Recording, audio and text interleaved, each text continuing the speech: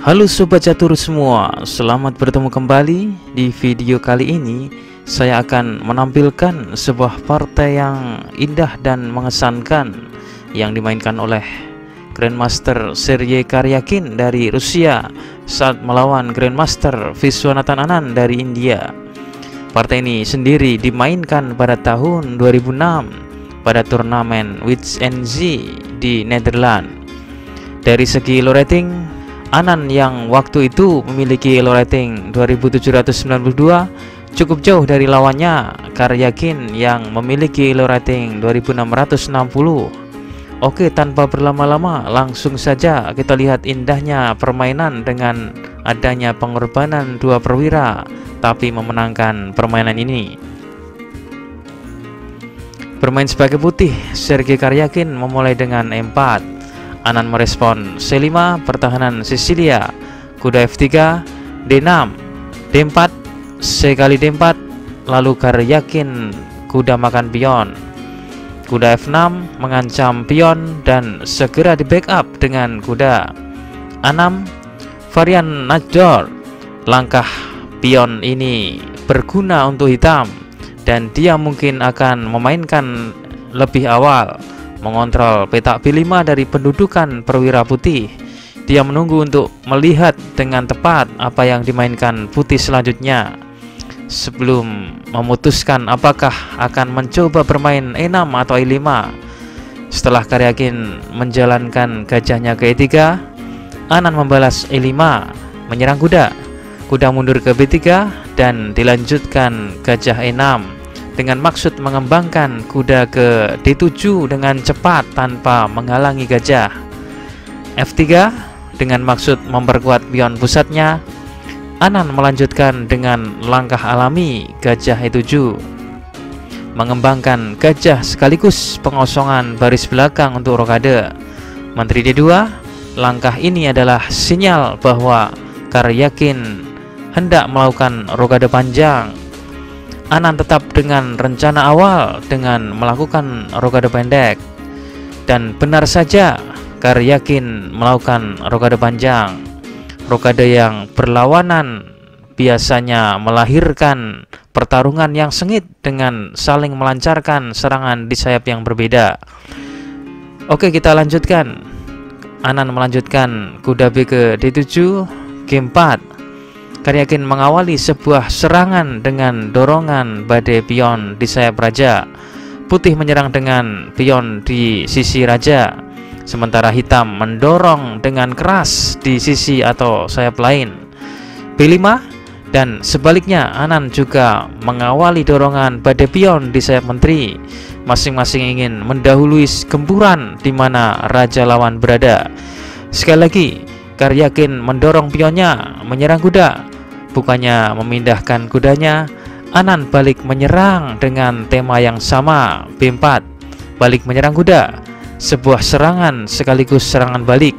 Kuda mundur dan kuda hitam juga memilih mundur. Putih memiliki pasangan gajah yang mendominasi. F4, A5, F5, terus memajukan pionnya mengancam gajah dan dibalas A4, balik menyerang kuda. Tampaknya masing-masing pemain mengeluarkan jurus badai pion. Karyakin melanjutkan kuda B ke D4. Putih ingin kuda ini dipukul di posisi ini. E kali D4, pengorbanan kuda temporari atau sementara, kuda kali D4. Sampai di posisi ini, hitam sebenarnya dapat memukul pion A2 dengan gajahnya. Tapi ini sebenarnya merupakan jebakan karena setelah putih akan bermain kuda C6 menyerang menteri sekaligus gajah. Setelah menteri menyingkir, maka kuda kali E7 sekak. Putih mendapatkan kembali perwiranya yang sempat hilang. Oleh karena itu di partai aslinya hitam menjalankan B3, terus berupaya membongkar Raja B1. Putih tidak boleh mengizinkan pion hitam promosi. B kali C2 skak dan kuda memakan. Sekarang gantian gajah hitam yang terancam. Sepertinya tidak ada peta aman untuk gajah ini. Secara cerdik, gajah ini melangkah ke B3. Gajah ini bersiap gugur, tapi berperan melemahkan pertahanan Raja Putih, membuat lajur A menjadi terbuka untuk dimanfaatkan bentengnya. Putih melanjutkan A kali B3 dan A kali B3 dan membuat lajur A menjadi terbuka. Kuda A3, kuda I5, H4. Tanpa diduga, kelak langkah H4 ini adalah sebuah kesalahan fatal, di mana apabila Putih tidak melakukan langkah H4 ini, Putih dapat melakukan skak dengan menteri ke peta H4, sehingga Putih paling tidak dapat memaksakan draw, tetapi pion H4 ini menghalangi. Hitam melanjutkan benteng A4. Anan bersiap menumpuk menterinya ke lajur A untuk memperkuat tekanan. Menteri C3 dan Menteri A8 menumpuk ke lajur A sekaligus menyerang pion Putih. Gajah G2 melindungi pion.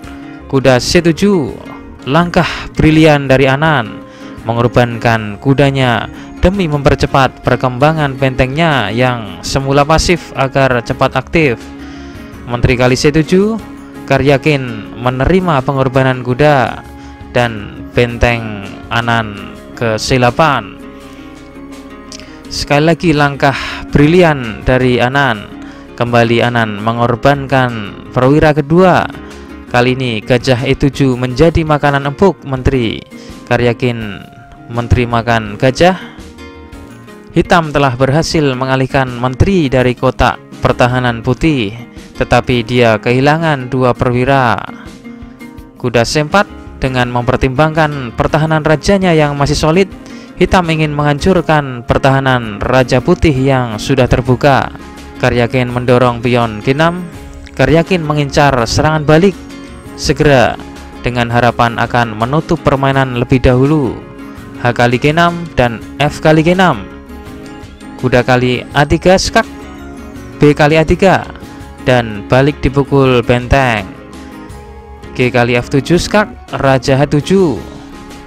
Nah, baru kelihatan bahwa tadi langkah pion H4 ini menghalangi menteri untuk melakukan skak. Putih melanjutkan F8, promosi menjadi kuda dan benteng hitam mengambil. Menteri Putih terpaksa melakukan pengorbanan dengan menteri kali F8. Apabila menteri makan menteri akan membuat permainan menjadi semakin panjang, dan Anan rupanya sudah mengkalkulasi ingin membuat permainan lebih singkat, membiarkan menteri Putih dan bermain benteng A1 skak. Satu-satunya langkah adalah Raja B2, benteng A2 skak, Raja C3, menteri A5 skak.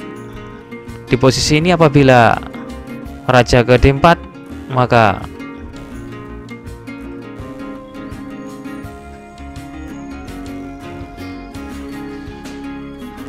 dan Raja Putih skak mat. Oleh karena itu Putih di partai aslinya melanjutkan Raja D3, menteri B5 skak, Raja D4, benteng A4 skak, Raja C3, menteri C4 skak. Dan di posisi ini Karyakin menyerah.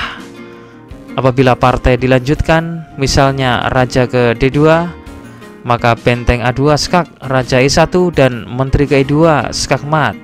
Raja hitam dalam skak mat. Perhatikan Putih unggul 3 perwira, tapi tidak berdaya karena kalah tempo skak mat. Sebuah contoh luar biasa dari permainan serangan kombinasi yang akurat, dan juga contoh yang luar biasa dari pembukaan yang detail. Berikutnya kita tampilkan kunci jawaban problem catur video yang kemarin. Kuncinya menteri ke H1 apabila Raja kali G5, maka kuda ke G2, H kali G2 dan H4 skak mat. Atau apabila H kali G5, maka menteri ke G2, H kali G2 dan kuda kali G2 skak mat. Dan berikutnya kita tampilkan problem catur terbaru. Silahkan dipelajari dan kunci jawabannya akan saya tampilkan di video selanjutnya.